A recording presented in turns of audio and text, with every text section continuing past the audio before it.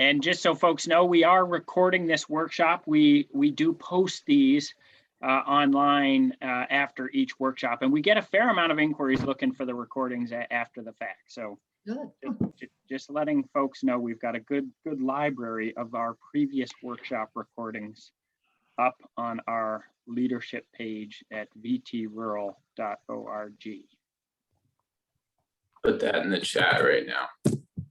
Thank you. All right. What do you think, Nick? Should we get started? Yeah, I think so. It looks like the stream has slowed to a trickle, so anytime.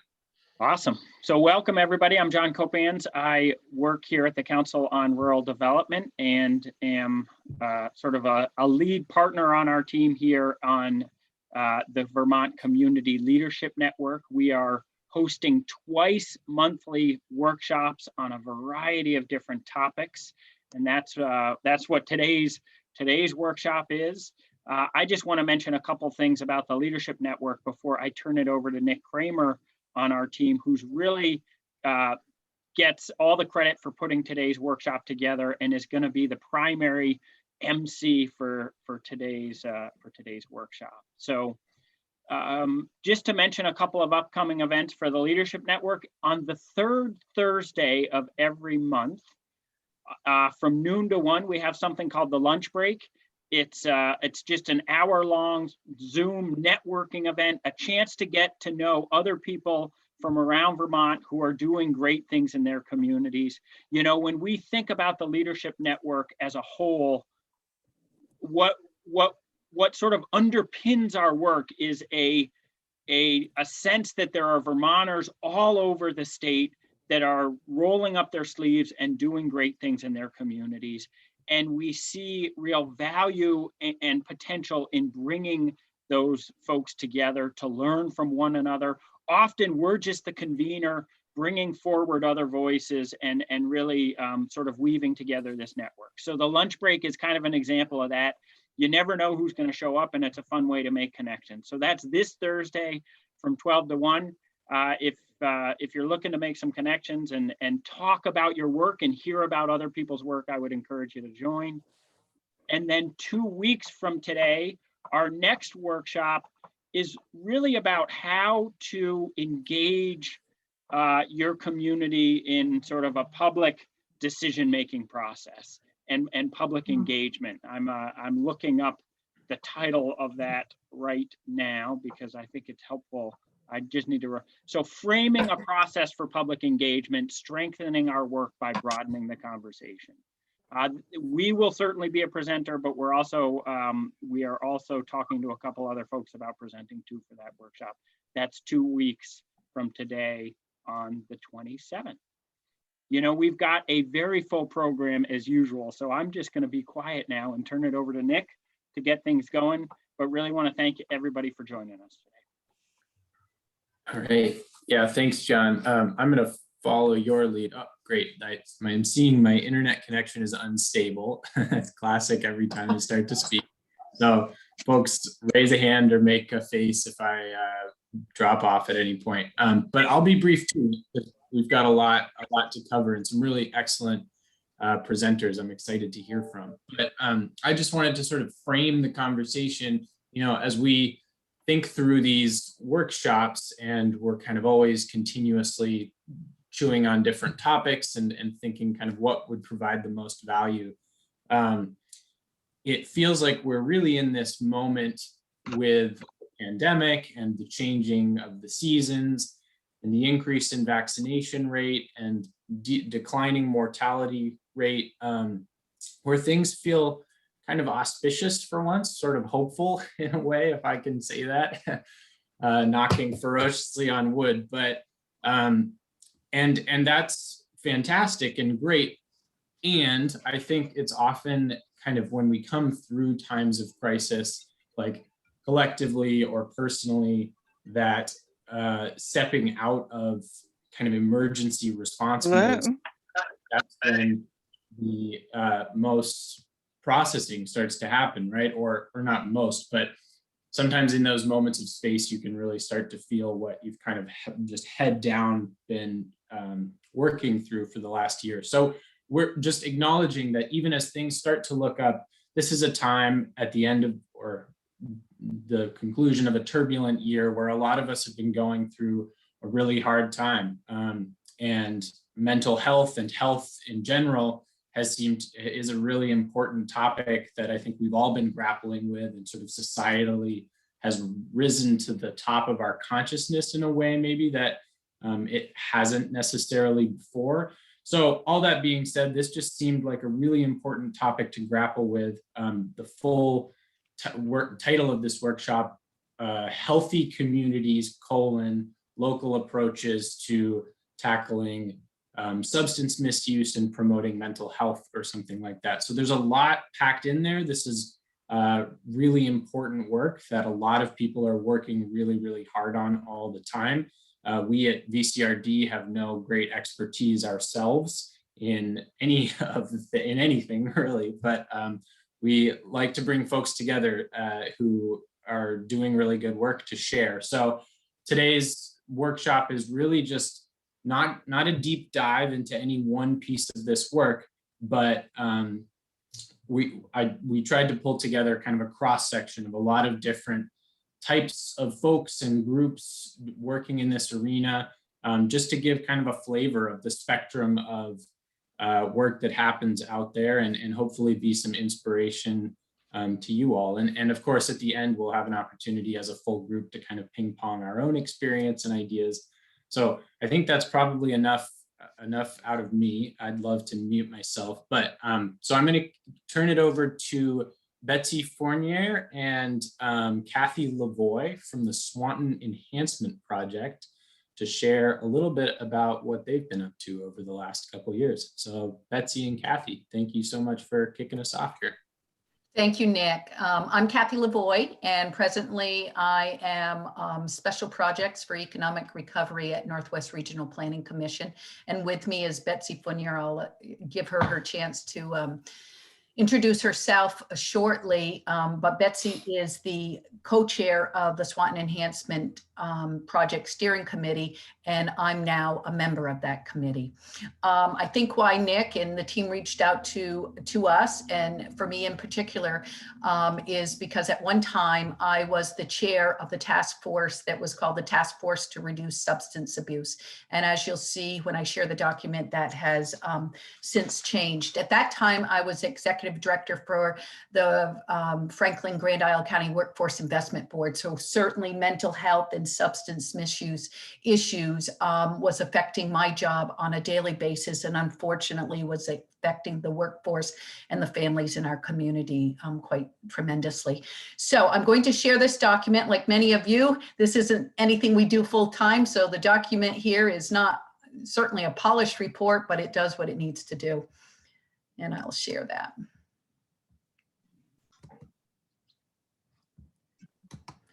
Okay, the Swanton Enhancement Project is a focus for this is called the SEP Healthy Communities Group. And we were created to focus on the individuals, our families, and our community through focusing on our social, emotional, and physical environments primarily. It all began back in 2015 when VCRD paid us, thankfully, a community visit. Many of you are aware of that process. It was an incredible engagement process that expanded into reaches of our community that we really hadn't heard from in a long time. And it really started with a small group of individuals, some longtime leaders in the community that pulled a little home meeting together and said, what about the future of Swanton? What else can we do? SEP was created as a result of that, and it was created to bring our community together to create a more vibrant Swanton where people want to live, work, learn, and play, just like any other community around the nation, of course. At that time, we created 6 task forces. They were the Community and Economic Development, the Task Force to Reduce Substance Abuse, the Walkability Task Force, the Outdoor Recreation Task Force, the Beautification Task Force, and the Arts Council. The steering committee consists of representatives from both our town and our village, from the school systems, from the recreation, from the library, from the Chamber of Commerce, Historical Society, Arts Council, and many community members. And 6 years later, we still exist. And, you know, I think that in itself is an achievement. As many of you know, it's difficult to sustain a totally volunteer organization over that long haul for any amount of time. And we continue to create more and become a vibrant community. However, we did have some revisions to our task forces.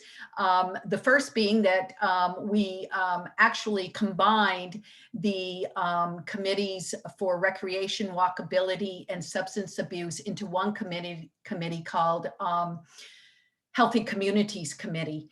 And ironically, one of the individual organizations that this task force to reduce substance abuse reached out to and was wholly engaged with, brought here for conversations, went there to visit, did a whole host of things with, was Project Vision out of Rutland. And at the time when I called the previous chair of Project Vision, and told him that I was feeling like I needed to wrap in my activities with the activities that were going on other task forces and around healthy communities, he chuckled actually and said, you know, we're doing the same thing. And I think that that's what they have done. And much of that is so, of course, that you can align missions for serving the community and promoting healthy lifestyles. You can build the capacity of a mission and serve a greater number of community members and families and increase your volunteers because of that expanded mission. And it allows us also to respond more quickly to sudden needs, such as the pandemic, which Betsy will talk about a little bit more. And you also, of course, create leverage for more grants and more regional partners. So we did do that flip into one committee called Healthy Communities Committee. We also added a communications committee, which I know across the state and the nation is always a topic of conversation. And how do you get the message out there? How do you promote what you're doing? How do you get new members? How do you let everybody know what's going on in the community? And it's become probably more complicated with technology because it's difficult to meet every individual's needs through the means in which they receive their information. So we're very grateful for that committee coming on board. We've kept our Community and Economic Development Committee, our Beautification Committee, and our Arts Council. The next here is Betsy and I have listed a few of the things that are going on in what is now considered the Healthy Communities Committee. It's not in any way a complete list of what's going on, but what we tried to do is choose activities that were different in nature so that you could see that it really does take all types of efforts in order to sustain and be successful. So on a recreation level, the programs, and Betsy knows this well, she's also the executive director for the Recreation Committee here in Swanton, which actually is a note that I had made at the bottom, but I'll speak to now.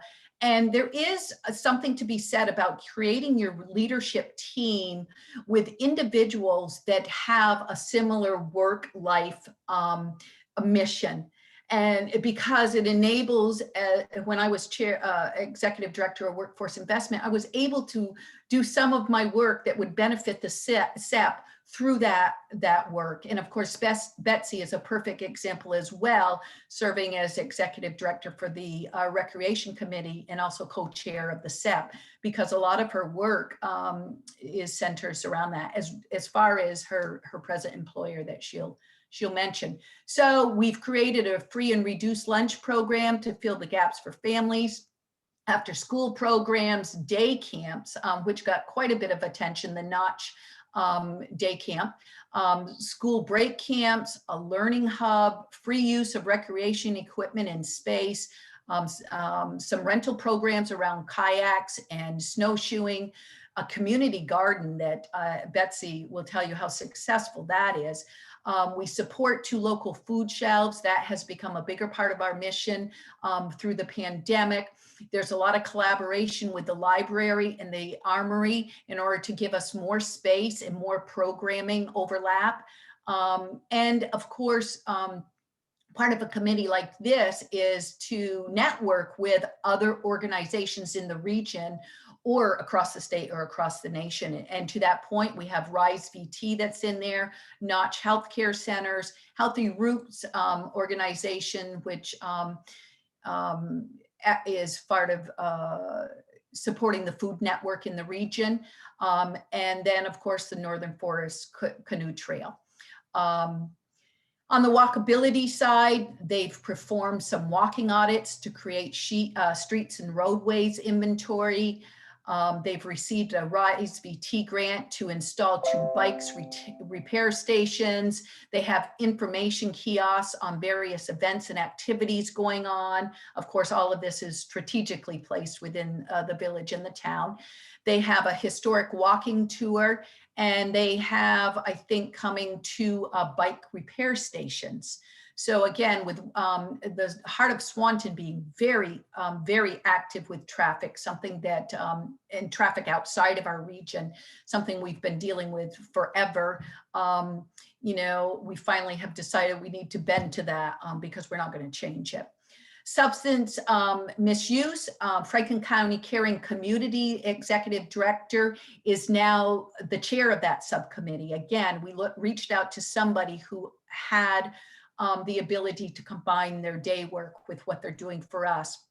And their focus is to promote healthy Swanton through positive youth development and substance abuse prevention.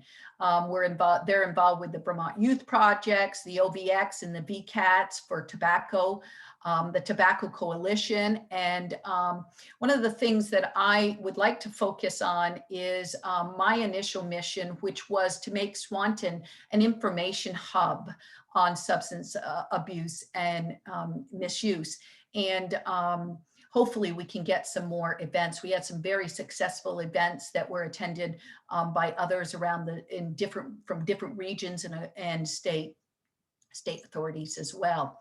My reflection on that flip is that don't recreate the wheel. Don't be afraid to reach out to other communities that are doing the same thing, like Project Vision.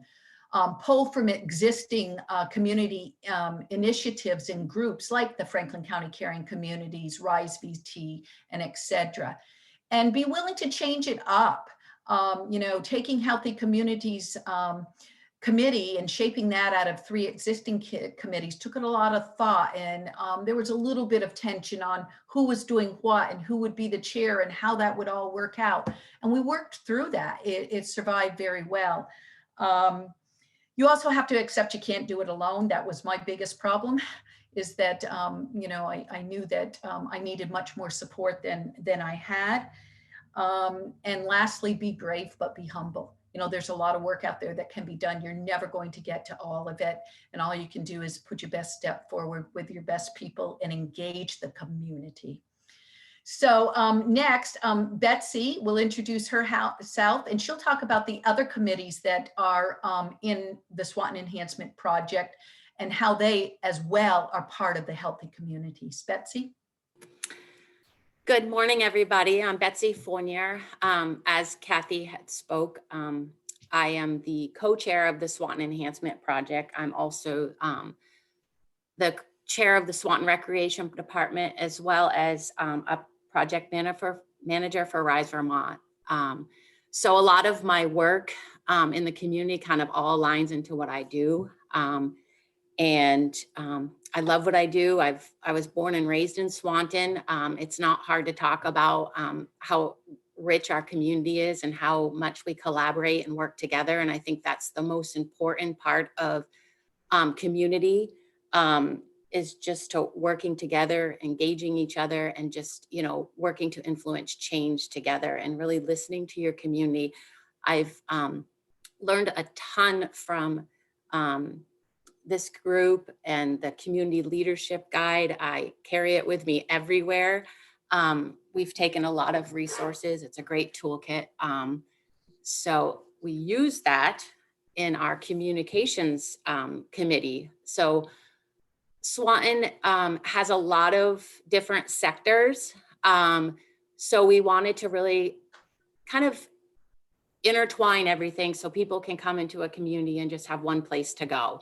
One place to get information and gain some resources about our community. So we just formed a communications committee, and we used the VCRD Community Leadership Action Guide, which again is a useful tool. So that's a very new committee, and we're looking forward to really creating some robust information for the community and really collaborate efforts with the library, the rec, the chambers, and the town and village. And then we have our beautifications committee that just adds a splash of color to our parks and businesses and rec pass. It's just a great way for people coming into our community just to see that we really value our community, and our community is valued by adding just some color, and it really engages the community. We've got community partners that go out and do a spring cleanup, and we have youth that help with the flowers on the bridge. So it's just engaging a lot of community members. In the Arts Council, kind of when we started in 2015, they were like really eager to Arts Council. Basically, that committee was formed before we even, finalize our community visit. So they hit the ground running, and they've really established some great community efforts with the art walls, journaling, makerspace in the library, arts in local parks. They've written quite a few grants to really enhance our community. So we're really excited to have the Arts Council. And then the community economic development, with the pandemic, we all, we just kept working through the pandemic, and we recognized the need and the access. And we really wanted to support our local businesses and also support our community. So we received the $10,000 ACCD grant, and we gave out $20 gift cards to community members to use in our local shops. It was very receptive. It was a great way to support our community. And we're also working, and of course, we're capitalizing on the Lamoille Valley Rail Trail that has just been extended from Swanton to Highgate to kind of amplify our 1 mile fit and healthy path that runs through our community. So those are those 4. And I just wanted to kind of just say what we've kind of learned along the way. So we're in year 6 of the Swanton Enhancement Project. And I think the really most important thing that I have learned along the way is, you need to really gain the trust in your community. You need to show up and just be that positive influence for change. And I say show up, we learned a lot that it's really important to show up to your local boards, so and your regional committees, to just be present and really to influence change in your community and listen to your community, because what they have to say is what's going to be your moving force. And as Molly Lambert said 5 years ago, and this has not changed, we live in a very rich community, and we need to congratulate each and every one of us for all our efforts and our work moving forward. And we are still a rich community, and we're working together to make some amazing strides in our work. So thank you so much for having us. Yeah. Thank you both so much for being here. Thanks, Betsy, Kathy. It's pretty incredible to hear some of the breadth of what y'all are up to. And I feel like it's a really good kickoff for the conversation, just this reminder that there's so many different aspects to kind of what makes a healthy, thriving community. And I think maybe I would imagine your story is probably fairly parallel to a lot of us, and I really appreciate that perspective of combination and partnership. So thank you. And I want to go next, zipping down the interstates to Bellows Falls. And we've got Laura Shairbaum and Deb Witkus from Greater Falls Connections to share some of what they do. Hi, good morning, everyone. I had to unmute myself there. I had to remember to do that. So nice to be here, and we really appreciate the invitation to be part of this conversation. So I'm just going to briefly go over sort of who we are and what we do, and then my colleague Deb Witkus is going to talk about our youth and how resilient our youth have been during the pandemic and what we've done to help support mental health and prevention for youth, specifically in our community. So Greater Falls Connections is one of a number of prevention coalitions throughout the state. I know my colleagues Cheryl Chandler and Allison Howell are also here on this workshop. So I want to give a shout out to them. We work in Northeast Windham County, which includes the towns of Athens, Grafton, Westminster, and Rockingham. For the most part, the prevention coalitions in Vermont are broken down by supervisory unions. So there may be a coalition that covers 1 or 2 supervisory unions. So this covers most of Vermont, not all communities, but most communities in Vermont have a local prevention coalition. And what that means is that we support youth and families in the community so that all families can have access to supports that will enable them to have healthy lives.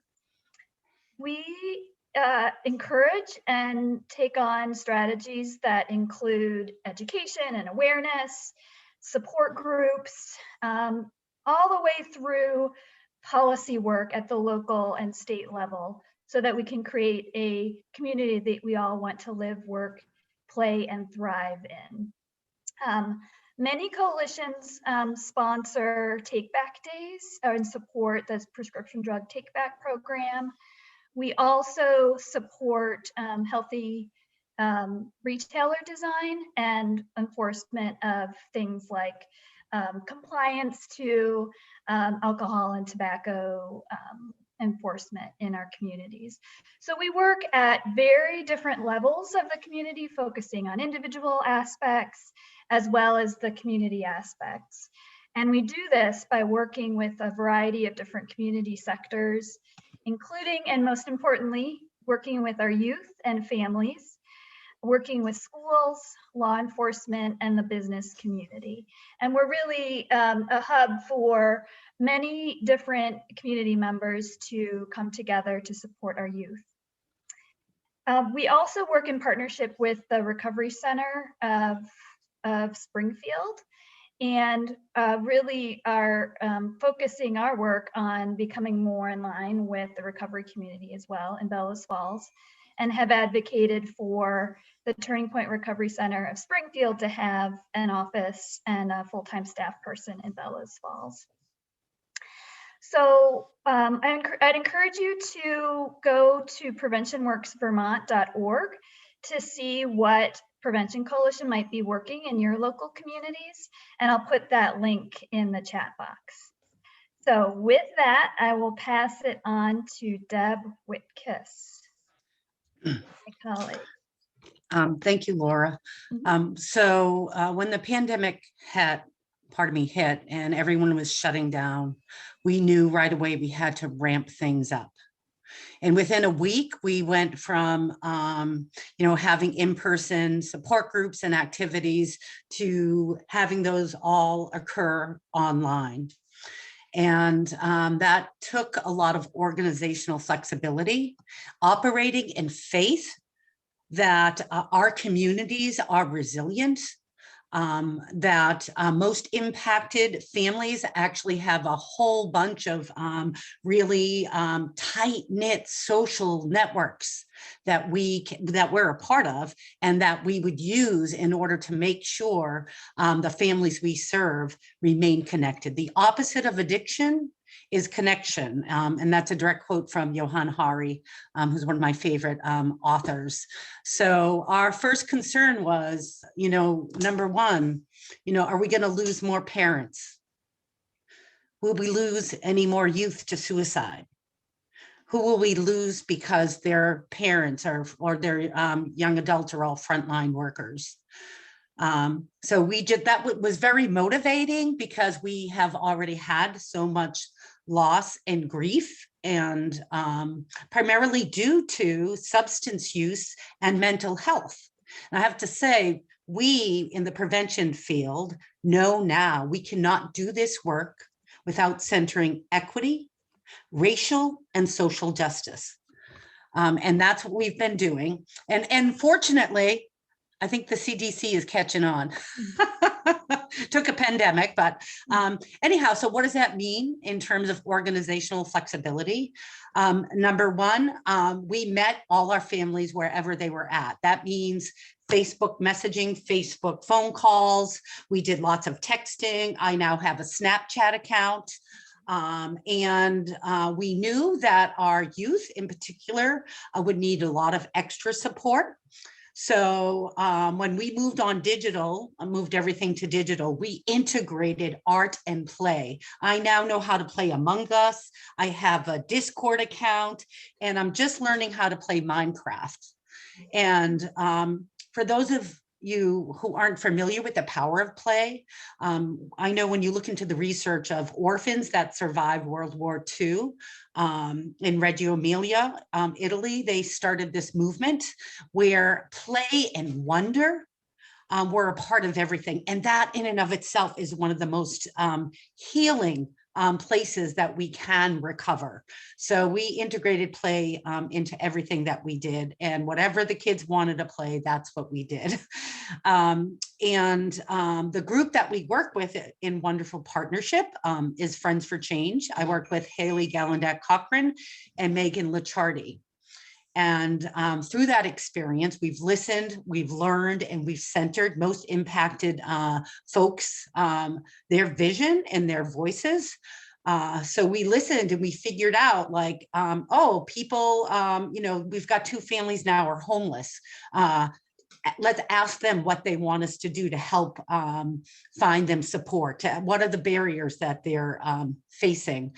How can we use our organizational capabilities in order to identify gaps and embrace new opportunities? We built stronger bridges with our school district. When there were families falling through the cracks, they looked to us as a prevention coalition because we had trust and respect of those families, and we helped get families housed that they were having great difficulty reaching. We got people access to the internet, food, and actually the food that they want to eat, taking into account different cultural perspectives. We got a really fast turnaround on laptops and computers and tablets. We helped families get COVID supplies.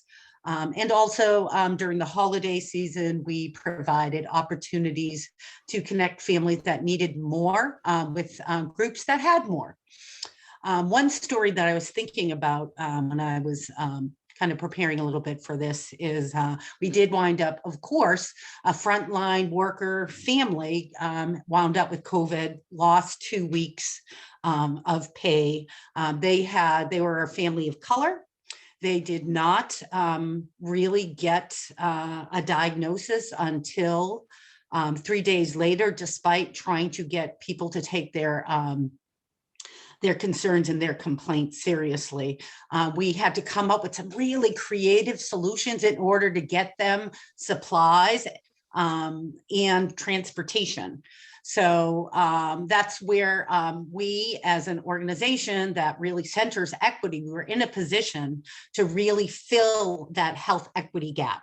And it's unfortunate those systems exist that way, but the whole point about resiliency and being able to have thriving, recovering communities is to work with that family so they could lead us towards policy change.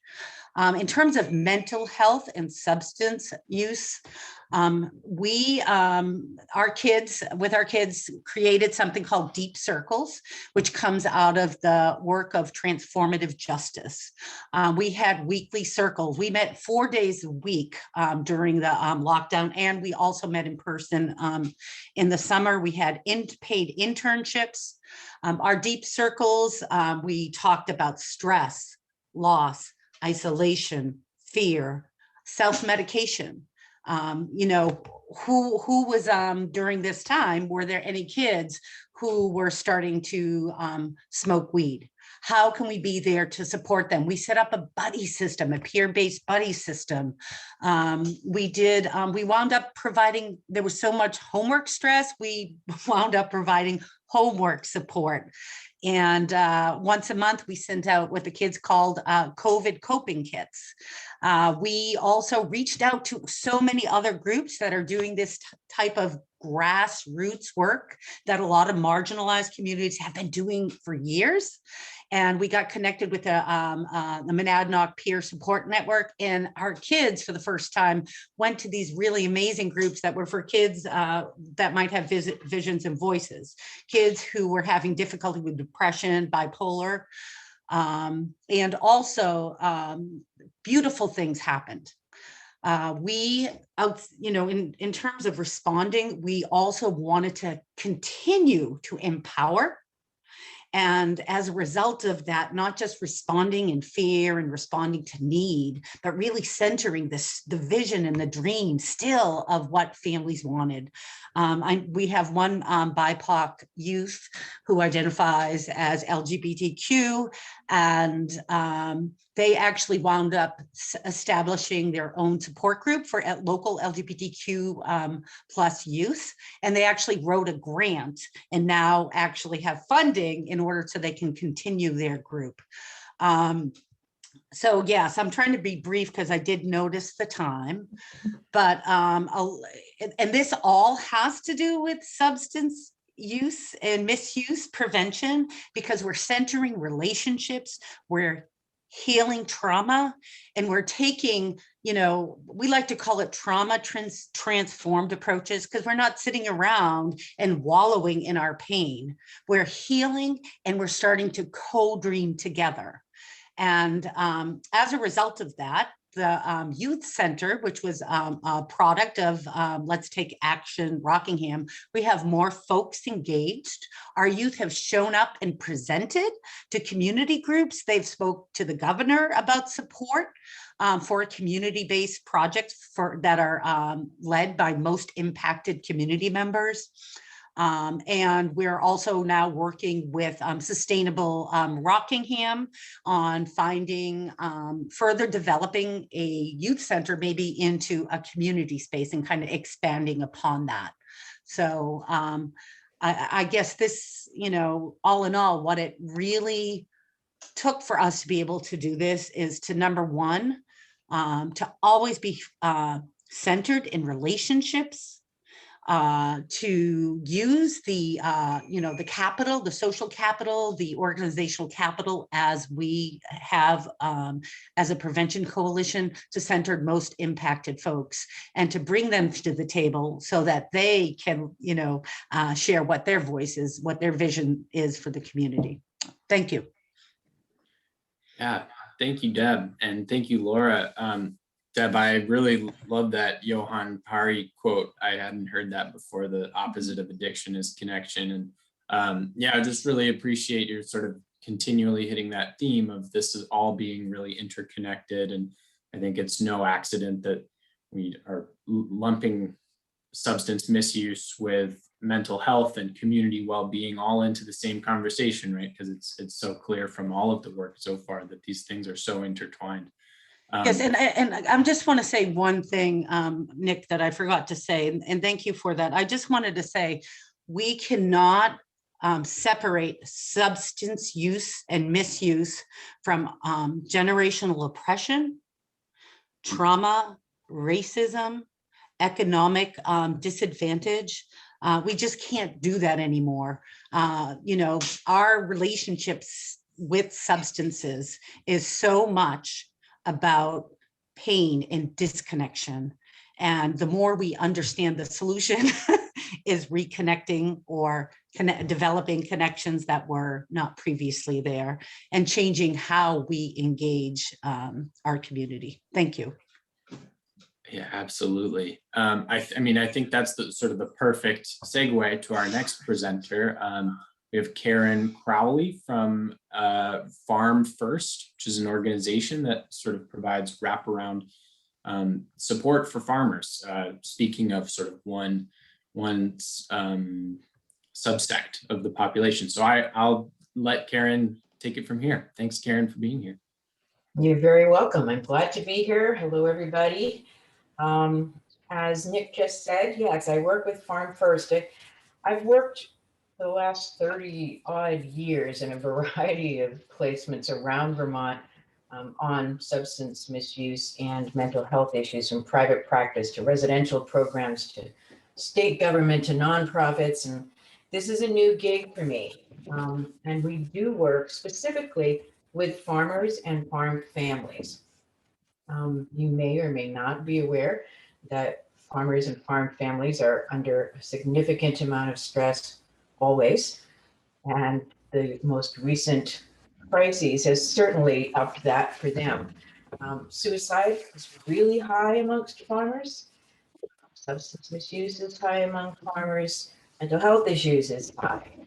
And some of the reasons for that have to do with the fact that farming is a certain type of work, especially in a lot of the small family farms that we have in Vermont. It can be very isolating. People work long hours and frequently do so by themselves. The work is hard. The physical labor piece is hard. There's high rates of injury. Lots of people who end up with chronic pain due to their years and years of labor will end up on opiates. And that can certainly become an issue for a lot of people. The difficulties, so many situations, the difficulties have to do with the lack of control that farmers have, whether it's over the weather, the rules and regulations that they need to follow, the fact that the market financially keeps going up and down and all over the place, makes it very difficult for them to feel as though we can work hard and therefore do well. It's often not the case. They can work very, very hard and find that they are still floundering. The actual finances of most parts of the US with farmers, people are now in the negative how much they're earning per year through their farms. So when you think about just how hard farmers work, and so often feel like we're not getting anywhere, we're not even beginning to make ends meet, it's really caused a crisis, which results in mental health and substance misuse issues. However, there are not a lot of farmers that call us up and say, I am having a mental health issue, or I am having a substance use issue. And I know it's a generalization, but it's a generalization for reasons. There's a lot of stoicism and independent-minded small farmers across the state of Vermont. They tend to be very self-reliant. Oftentimes their farms have been passed down through generations, and they feel a great deal of responsibility for that legacy. Failing your farm is failing a legacy for many, many people. It's not just their work, it is who they are. For many of them, how they grew up, how they identify themselves. And so it becomes a very big piece of how they live their lives and who they are.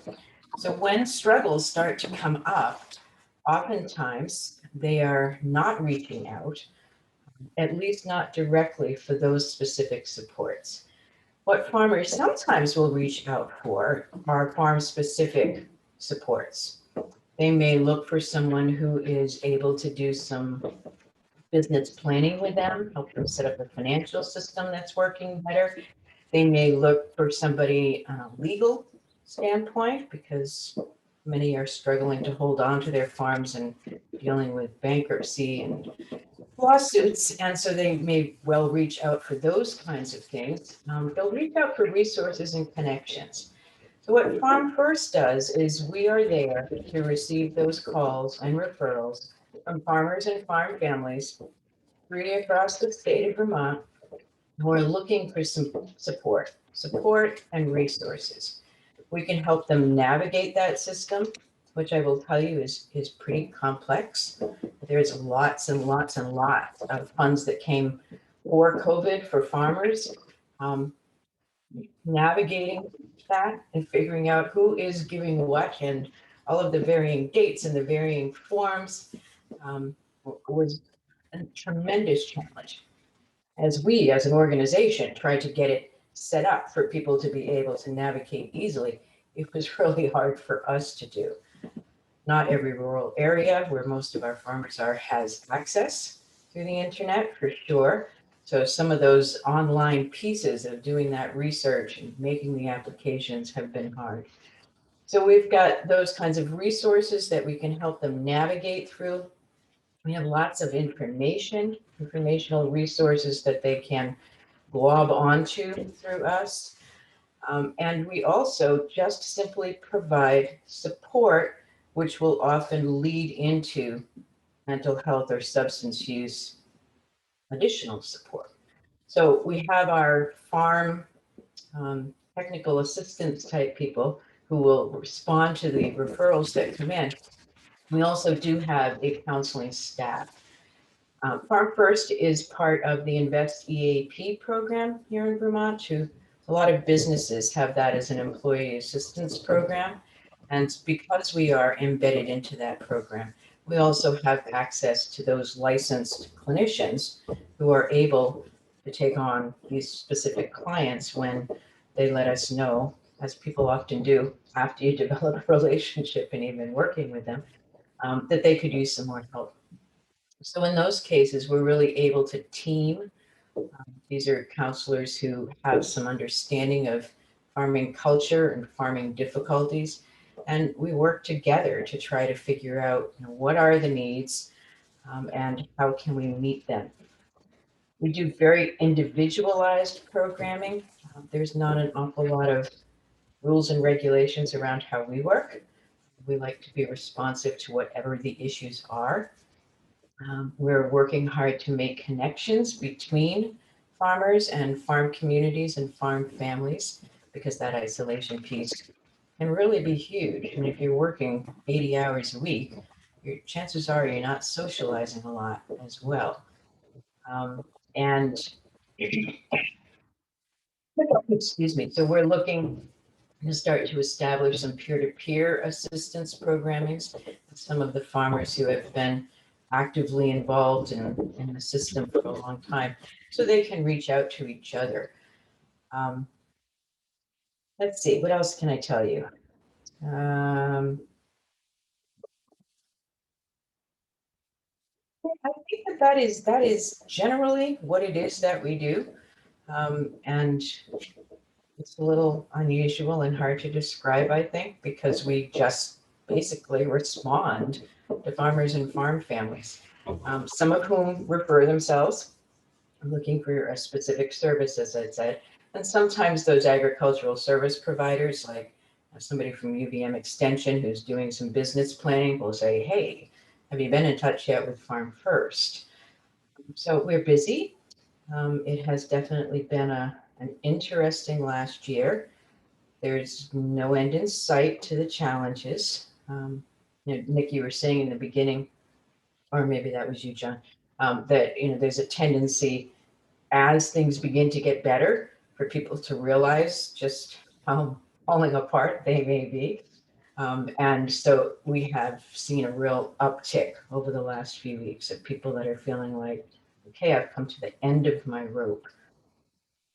So that's what we do. That's who we are and how we do it. We definitely want to work with other community members as much as possible so that we have a broad resource network and can help these people navigate all of the places that they need to go. And that's us.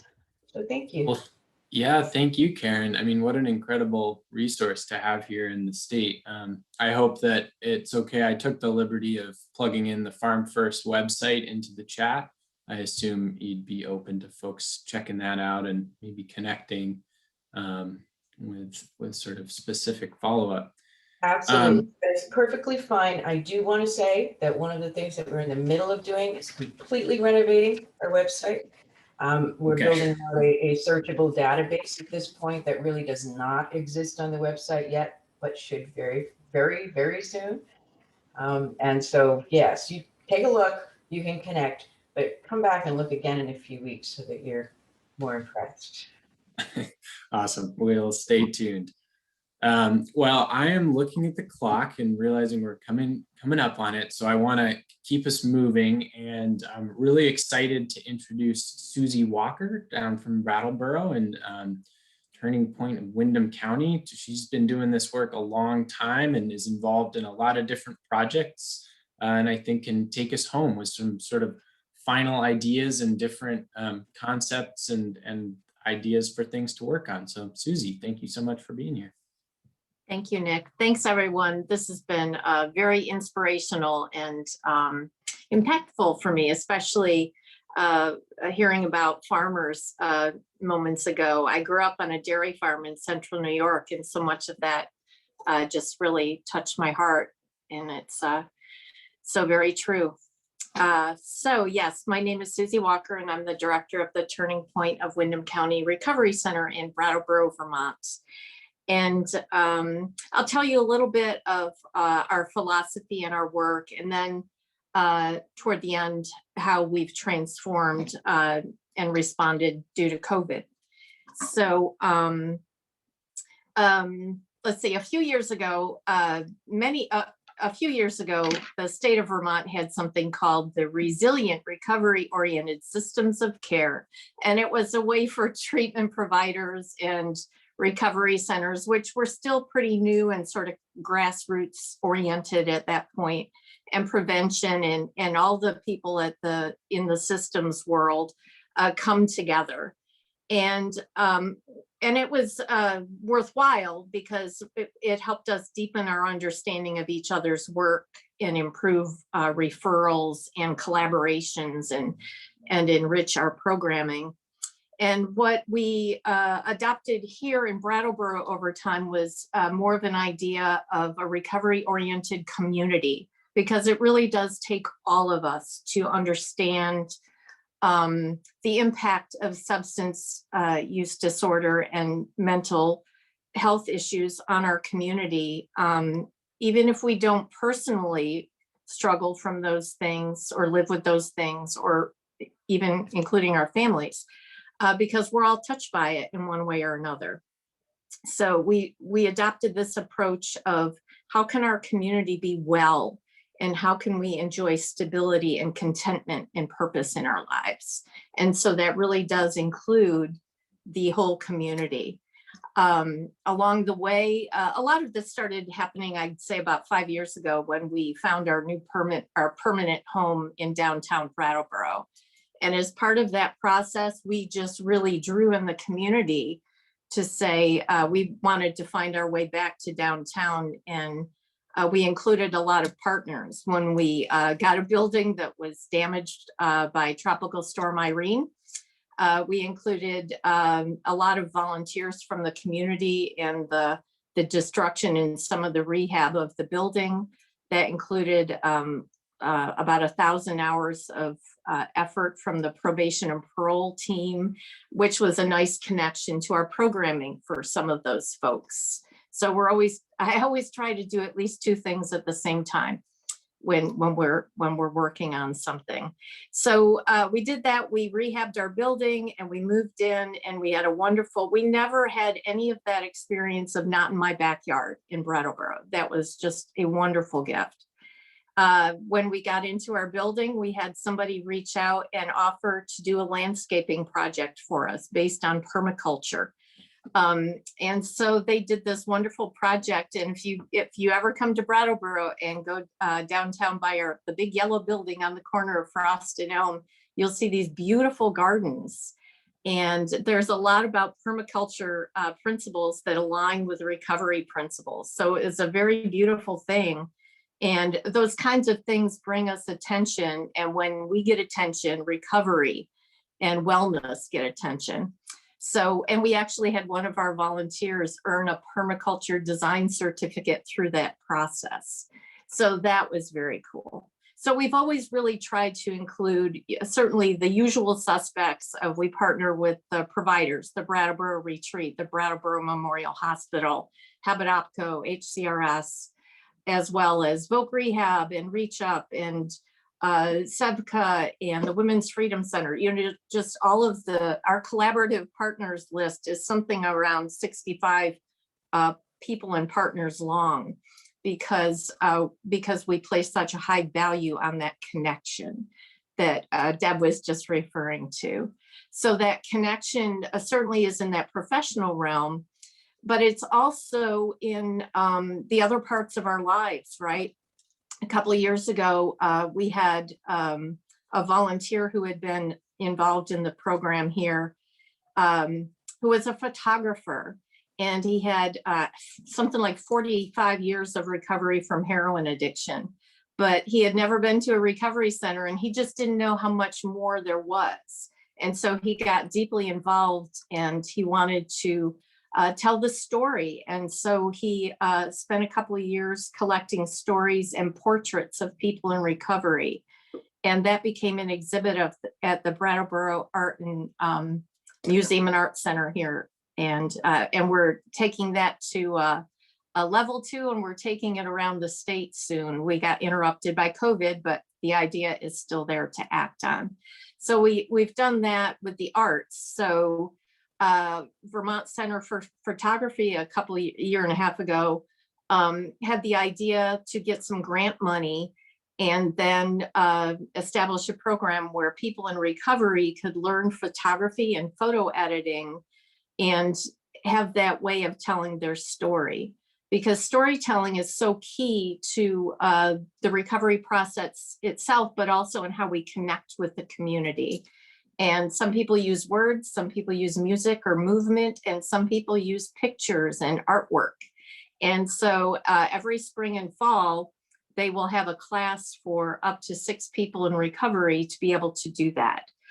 Currently, the River Gallery Art School is doing a recovery art expression class. I think they're painting, I'm not sure. But so the idea is that we are out there in the world. We are people in recovery who say we're people in recovery, because the more we do that, the more people understand they see an actual human being and not some vision created by their imaginations or the media based on fear and misunderstanding. So, so what we started to do, we learned along the way as well, that the more we were out of the building, the more people came to the building. So we really made an effort to be out. We do groups and services at our partner locations, Brattleboro Retreat, the places I've mentioned. We also do outreach through a program called Project Care. It's a community policing model where we go out and meet people where they are. And that means simply asking them what their needs are. And so that might mean that they want detox or treatment connections, but it might mean that they want safe needles, or they need more Narcan, or they're struggling with housing, whatever the case may be. We meet people where they are. And many of you probably already know this, but it takes a while to establish trust. And so what we've seen through these kinds of outreach programs is that it may take 6 or 8 or 10 or 12 times when you connect with someone, you simply remember their name and ask how they're doing, but it takes that long before they say, okay, I think you're for real and I'm going to trust you. And here's what's really going on with me. And so we have a team of recovery peers who go out often with the police and sometimes separately from the police, or if they go out together, sometimes they've learned to say, okay, you guys stay in the cruiser.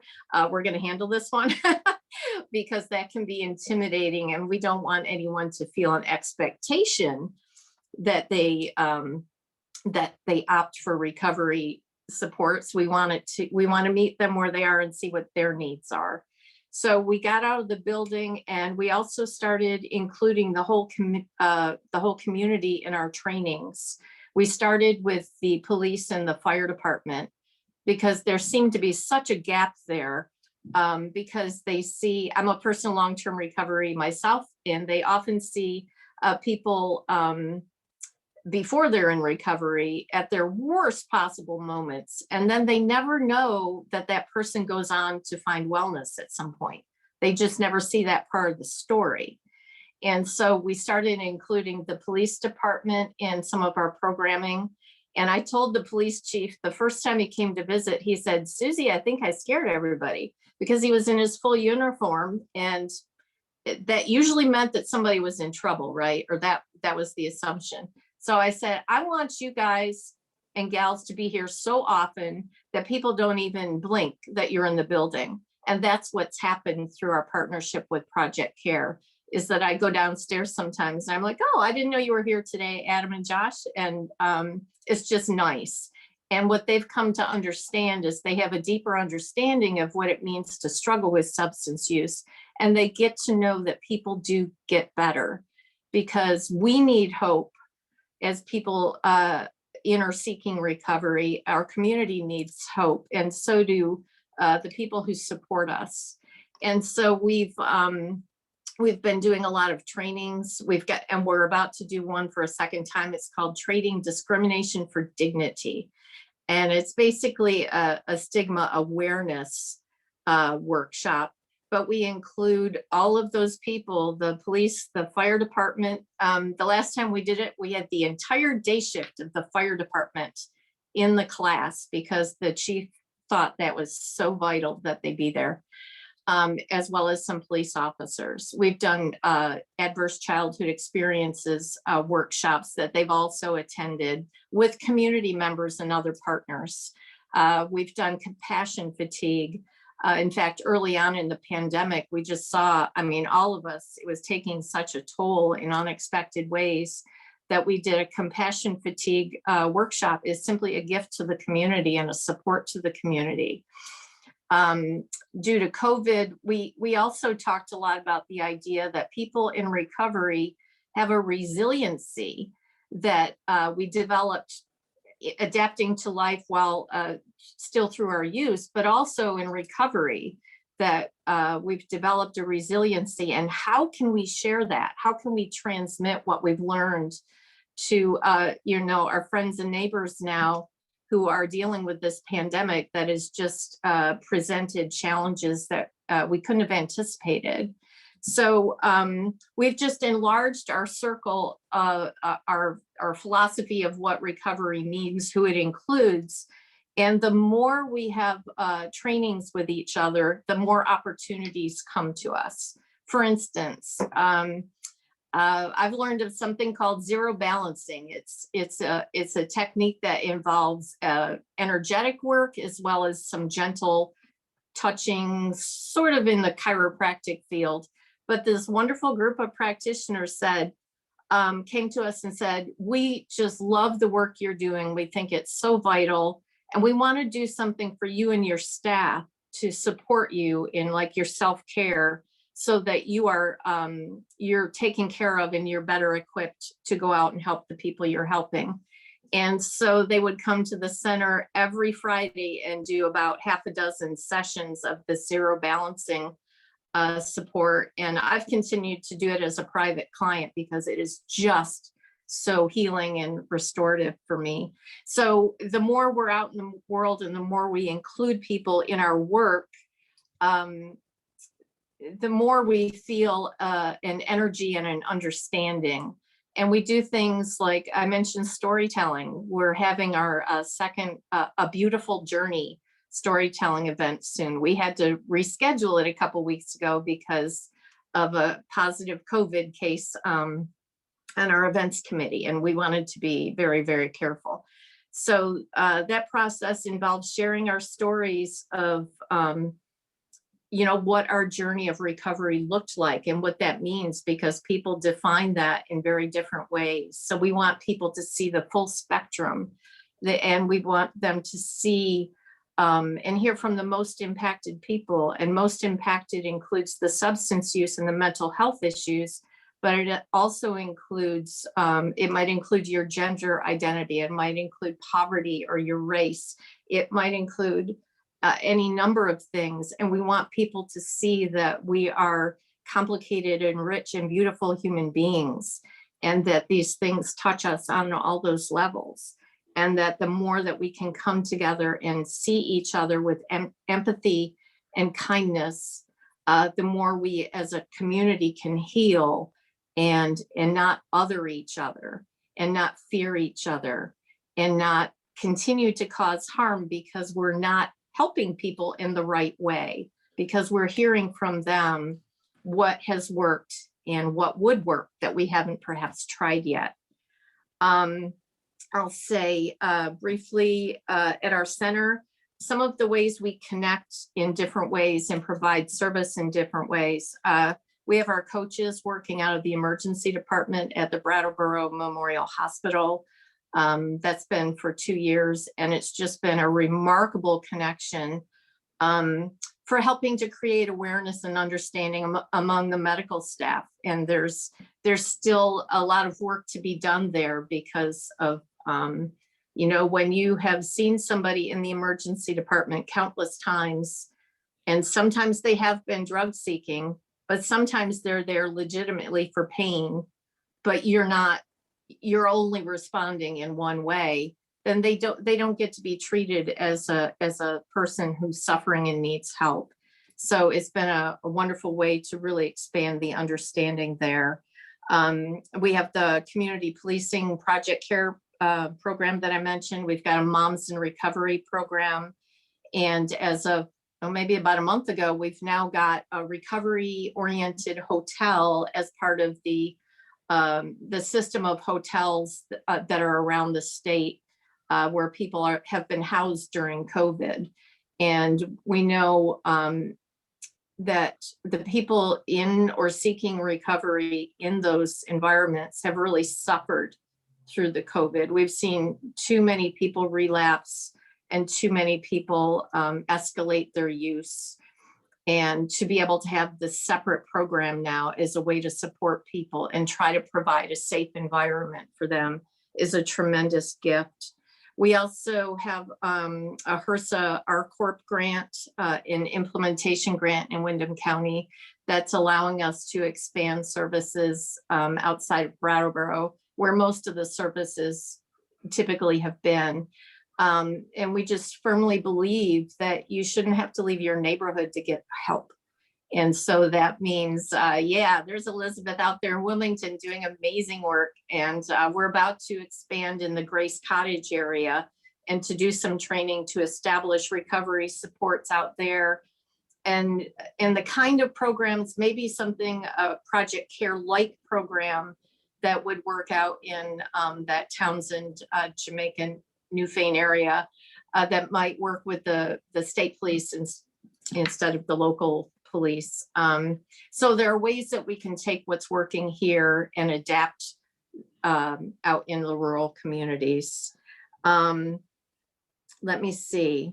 Yeah, so our hope is to promote understanding and empathy, but also curiosity and wonder, because to get to experience that is truly a gift, and we get to see it a lot in our work, even though it's been a tremendously challenging year, but there still have been those moments that remind us why we do what we do.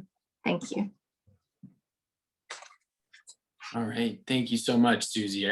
What an incredible way to kind of wrap up, and I just am floored by the depth and creativity of everybody that spoke today. So I just want to say one more time, thank you so much to all of you, all 6 of you, for taking the time. As John always likes to say, time is always the biggest enemy here with these workshops. And so I'm noticing we're, I think, a small enough group. Let's just stay in this group, and I'd love to keep the conversation going. We have about 20 minutes left on the clock. And we've heard a lot of really amazing stories and examples of this work, but I just want to open it up to kind of either Q&A for presenters, if there's pieces you'd like to follow up on, and also for everyone else to kind of share their own experience or maybe challenges in this arena or thoughts, things that you're working on. I mean, at this point, we're Yeah, all is fair game. So great. I'm seeing Caitlin modeling perfect behavior. If you're able to raise your hand, either your real hand or the under, I think it's reactions at the bottom of your screen. There's a little electronic hand that'll just help us kind of ping pong around. So Caitlin, go ahead. Hi, sorry, I'm not able to turn my camera on, but I actually had a question for Susie regarding the like sober housing in the motels, kind of how that came about, who was involved and what that looked like in creating that. Sure, thanks for the question. I should have mentioned there are 4 of these pilot programs in the state. Brattleboro, Barry, Burlington, and Rutland. And the state had been hearing from us what a challenge it was. Those environments are very risky environments. There's a high level of use. And because of COVID, it was very hard to connect with the people who needed and wanted our services. So the state actually came to us and said, there are several communities in the state that have these very involved hotel programs with a lot of wraparound supports, but we think we could do more. And by having a separate environment where people would opt in and commit to not using substances, that we could be able to meet with them on site and provide coaching and other supports, perhaps groups, as a way to help them hold on to or regain their recovery. And so these all started, maybe Burlington and Barry started a little bit sooner, so perhaps about 6 weeks ago. And the idea is that as people opt into the program, we get a list of people. And here in Brattleboro, it's a wonderful opportunity. It's still a struggle because we have so little housing available on so many levels, including the hotels. So we've got one building at the Colonial Motel here in town, and we've got a wait list for that room or for that location. But we set up our program so that once somebody is on the wait list, if they want to start being contacted by Turning Point, then we can connect with them. And so that's what's happening now, is kind of become an expansion of the outreach and connection that has been happening through Project Care. We can now do more. And as we get a small group of people who are actually in residence, because we've had to wait for the rooms to empty to rotate people in, then we can start providing more services like, having groups or coffee hours available at the hotels. But the idea is if we can help people feel supported, that as they are seeking more stable housing, they can have the wellness that will help them succeed once they get the housing. Did that answer the question? Or okay. Yeah, definitely. Thank you. You're So welcome. I'm seeing a bunch of hands going up, so I want to keep us moving along here. I think I saw Patricia, then Elizabeth, then Kathy. Can everybody hear me okay? Mhm. Okay. Hi, everybody. So in addition to being an emergency department nurse at Southwestern Vermont Medical Center, and we have implemented the emergency ECA, Emergency Crisis Assistance Program, but we also have the Suboxone MAT program where you can come in and be initiated with Suboxone and come back for 3 days. I also wear a hat where I work at Recovery House in Wallingford.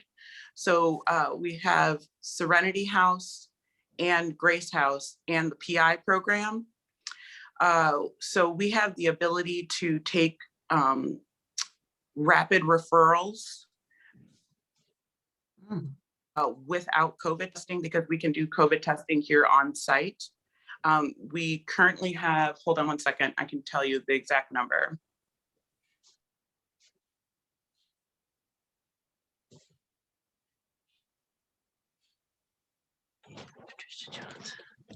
We currently have capacity for 26 people, and we are only at 11 So what we're looking to do is, I try not to wear both hats while working in the emergency department, so people aren't thinking that I'm just funneling directly into my other job. But I do utilize turning points first, but what we're looking to do is get direct referrals from emergency departments and direct referrals from other agencies around the state. So Recovery House has Serenity House. You would come here and work on detox from stimulants, opiates, and alcohol. So we do in-house detox, and we have a medical director and I as the nurse manager with 24-hour nursing. And then after you've completed detox, you would then move into mainstream. You have a counselor for one-on-one services, group services, small group services, and recovery activities. From graduating from Recovery House, you have the option to go to Grace House, which is a 90-day program where you live in a house. Your meals are provided for you. There is staff available, and I believe we have the capacity for 10 people, and currently we only have 3. So we have quite a bit of availability. We do like to use the screening process, but we are not opposed to direct contact of either the nurse manager, myself, or Chad Vijay, the CEO. Thanks, Patricia. I wonder if maybe you have a contact information to share in the chat, or if folks wanted to follow up, what's kind of the best way to get in touch? So can everybody see the card I'm holding up right now? Looks like a lot of shaking heads. I don't know if if it's easy enough to type in. Maybe while I see hands, so I want to keep moving here, but if there's a way and you'd be willing to share, I see Deb Witkus is asking if there's a way to share contact information. We'd be happy to facilitate some of that after the fact. So I'll be happy to put my name and Chad's information.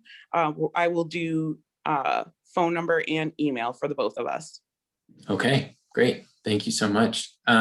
Elizabeth, I see your hand up, and then we'll go. Yes, thank you. I just wanted to follow. First of all, I want to thank Susie for her comprehensive work and her view, because what it has done, we're very rural, and we are always asked to travel over a half an hour over a mountain in one direction or the other to seek any kind of help where we live.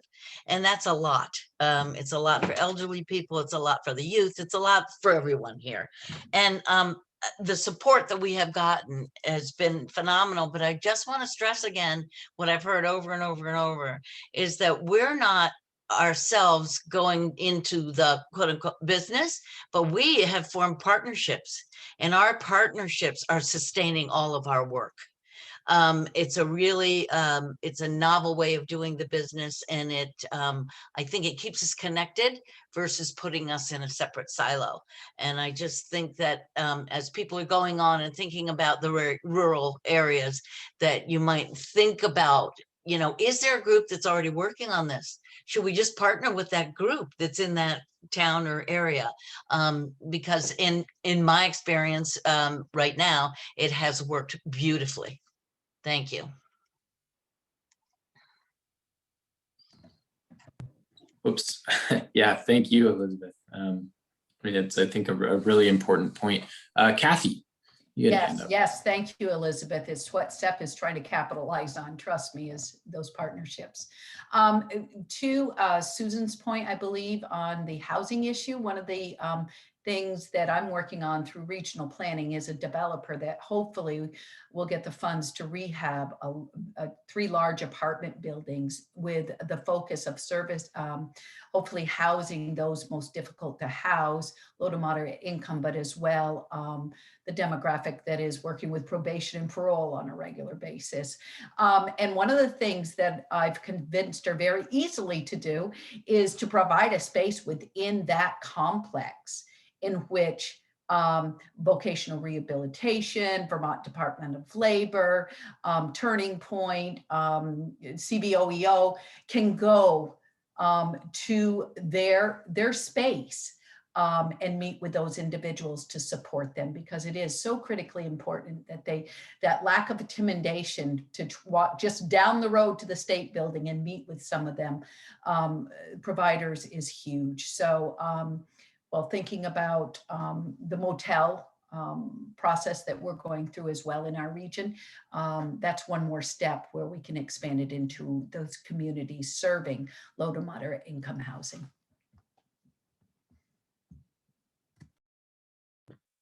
Awesome. Thanks, Kathy. I'm not seeing any more electronic hands. I don't know. Are there other folks that have thoughts or experience to share, questions? Hey, Nick, there was a question in chat that I just want to highlight, which is from Craftsbury, Michelle in Craftsbury, who in particular is looking for resources for those who are suicidal. So I wanted to just raise that for folks, if others have some suggestions for resources around that.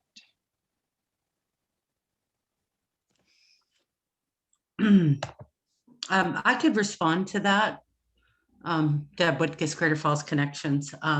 As I mentioned at the beginning of when I was sharing about some of the work that we've been doing, our community has impacted a lot by suicides. And I'm happy to say we didn't lose one parent nor one youth throughout the whole lockdown, which is pretty huge because it has been such a part of our community. There is, of course, the National Suicide Hotline, there is, Laura, could you just help me for a second because it's escaping my name. The Center for Health and Learning has some programming / supports. Personally, we've been, we're very proactive. So our youth actually have received age-appropriate training, and parents as well, on how to spot the symptoms, how to respond, and more importantly, like setting up a system so you're there before someone gets to that point. The only other thing I want to say is that we tapped into throughout the pandemic was, and I don't know if this exists up in your community, but mutual aid and peer support groups. We had a family that was really struggling financially, and there was a mutual aid group that had a check for them so they could maintain their housing in less than 24 hours. And that was like no forms, no questions, like total grassroots community response. I would also say I would check in with intentional peer support, which is one of the most powerful, innovative programs throughout the world. It is actually run by people who experience mental health challenges. And it just so happens the person who created it actually lives in Vermont. So check out intentional peer support, their approaches and how you show up to support folks and who are the most supportive agencies and programming. They're the ones to go to. They know more about this than, anybody else because they've walked in their shoes. So intentional peer support. I can grab that link and put it in the chitty chat. Thank you. Can I jump in? Michelle, Yeah. I'm Ali Howell. I work in substance use and misuse in Orleans and Northern Essex County. The Prevention Coalition that in your community is lives Healthy Lamoille. If you're not familiar, definitely let us know. We can, I'd love to help make that connection. There's also Youth Mental Health First Aid is a resource that, like, there's a few people I think on this call that are trained to deliver that. Myself and my colleague here are, right in the Northeast Kingdom, and it's basically just gives folks just some tools on how to sort of just like signs and symptoms of what a youth may experience if a youth is experiencing a mental health crisis or are on their way, and how to and just sort of gives them some more tool and like what resources are available. We'd love to connect and get you on that. So thank you. My son has our group actually did the training for the youth already, and we've also done quite a few. I mean, my son did try the suicide hotline. It wasn't helpful for him. A lot of the help up in our area, he wasn't under 18, he was over. So therefore he had to go to the Northeast Kingdom, but the information is very confusing up in our area. So that's the reason we made our group. And we have Farm First, we have a lot of emergency information on the website we created, because I wasn't able to find the information I needed when I was in the crisis trying to get him help. And he had 6 weeks of being extremely acutely depressed and wasn't able to get help because he didn't have health insurance for the first time in his life. So there's a lot of crisis centers for recovery, but there is none for those that are suicidal. And it's impossible to watch somebody 24/7 for a length of time. We tried for 6 weeks. It didn't, there was no help. We tried and we called. So there aren't a lot of resources up in our area for that yet. I'm hoping that someday there will be. We try in our group to be supportive of those that are that need help in our area and bring stigma, to combat stigma, but it's still here, and it's something that we fight against. So thank you. Thank you so much for sharing your personal story, and I'm sending you a hug. I just want to acknowledge how difficult that is, and you're not alone. The other group I just put into the chat is the Vermont Psychiatric Survivors. We've sought different, more peer-based approaches because we weren't actually being able to give our youth and our families and our young adults what they needed. And just like the recovery movement within the field of mental health, the peer-based, peer-run models are where we all should be going. And I'm not saying there is definitely, there can be support from the clinical model, but the power of knowing how to respond, when to respond, what to say, what not to say, coming from peer-based groups is where we all need to. I know as a parent, that's in someone doing the work, trying to support young adults and youth, it is them who've taught me how to show up. I mean, as a parent, I did all the wrong things. Take a deep breath, positive, mindset or all that stuff. And so I just want to, just say, let's go there because they're the experts, just like we do in the field of recovery. Thank you. Thanks, Deb.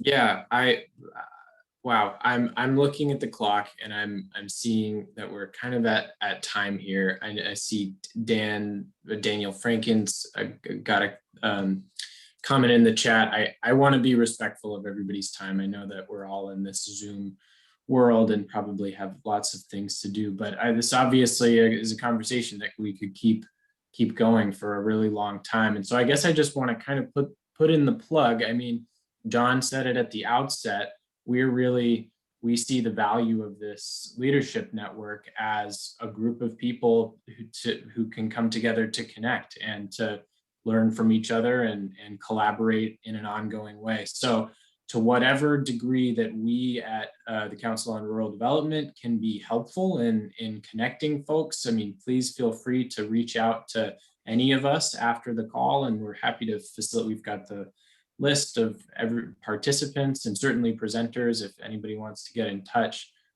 we would be more than happy, I think, to facilitate those connections. And yeah, just really want to appreciate everybody being on the call today, taking the time and space to share stories. And I guess I'll turn it over to John. I don't know, John, if you have any concluding thoughts or things to add. I would just really express appreciation to the work that you all are doing is, it's just so fundamental for our communities and our families. I think we all know that we are touched by this in many ways that we know and that we feel, and in ways that often we don't even realize. And you all are really on the front lines of that. And so I just really want to say that, and specifically to you, Michelle, for sharing your really personal story. I just I'm here in my room really feeling that, honestly, and just want you to know that sort of we're with you, and just some admiration that you're taking that pain and really thinking about your community and how to make sure it doesn't happen to other families. So really want to appreciate that as well. So really thank everybody for participating today. I think I think I want to give people permission to go because we are at 11:30 at this point, but don't want to push people out the door. I can stick around for a few minutes if anyone wants to stick around. We don't want to cut off a conversation. But I really want to respect people's time. So I don't want anyone to stay because of some sense of obligation, but I'm happy just to kind of hang here with folks as we wrap things up. For you guys to continue the conversation. So, yeah. Likewise. Yeah, and Daniel, maybe on that note, I'll give you, Daniel, a chance to bring your voice in. Sorry you couldn't raise your hand, but yeah. Oh, no worries. First of all, Michelle, you're such a champion. I see you all over this region just being a voice for change. And I think that your example is a perfect story that has illustrated how many hard-fought lessons we've learned over the years, and that has changed the system, where our system has failed people and has had to be adapted. And I think COVID too has forced a lot of necessary and important change, and that can't bring back anybody that we've lost from suicides, from overdoses, from any of this stuff, and that's really painful.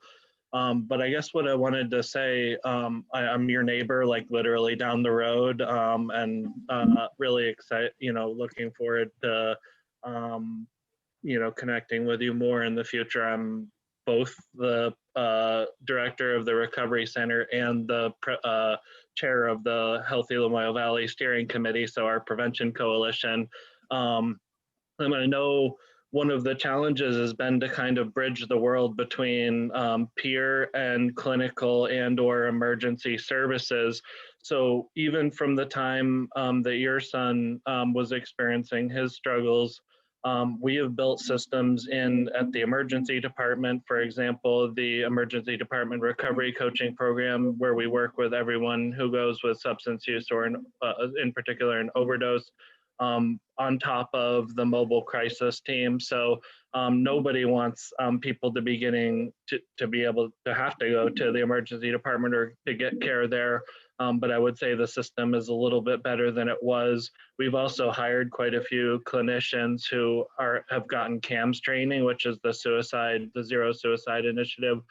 So I would say we're really working on building out the system in a number of different nodes of connectivity to be able to better handle and respond to situations like what you're describing. Michelle, like we have over a 500-person waiting list for mental health care in our community. It is absolutely overwhelming, and our organization, the Recovery Center, wasn't necessarily built to be a crisis center for people with mental health conditions, but we're having to elevate ourselves to be able to respond to much more complex and co-occurring needs. I'm sure Susie is experiencing a bit of that too. We're out in the GA hotels and other facilities trying to help out Lamoille County Mental Health and other organizations. So I think my lesson, if anything, is that we can't undo the past, but we can learn from it and try to build out our system and to meet, as Susie was talking about, meet people where they're at. We created the Lamoille Area Health and Human Services Response Command Center, building our mental health and substance use related infrastructure is a key priority, and bridging the gap between Lamoille County, which is like everything is in Stowe or Morrisville, into the kingdom and into other outlying towns. So I think we're going toward creating a model where we don't expect everybody to come to us. We got to get out there and be where people are at. So I hope that that's helpful. But I'm going to reach out to you, Michelle, and I'm here for you. And if I can't do something, I will help. I will help other people get to the people or organizations that they need to. But I'm a 24/7. I'm a resource for you. And so I appreciate everything that everybody said today. Thank you. Thank you. Thanks, Daniel. I don't know if anyone else has anything as we bring things to a close. Yeah, other than real appreciation for our presenters and our participants. And the thing about this network is there's not really a line between presenters and participants. We're all in this work together. So really want to appreciate that from everybody. All right. Thank you, everyone. Say that I really appreciated hearing individually from people, and that I didn't know that this many different agencies existed, and I have a lot more information that I can use as resources, and I look forward to collaborating with everyone. Thanks, Patricia. And a big thanks to Nick for putting this together. I know it was an effort. So, all right. Thanks, everyone. Yeah, Get out there and enjoy the sunshine. Thank you.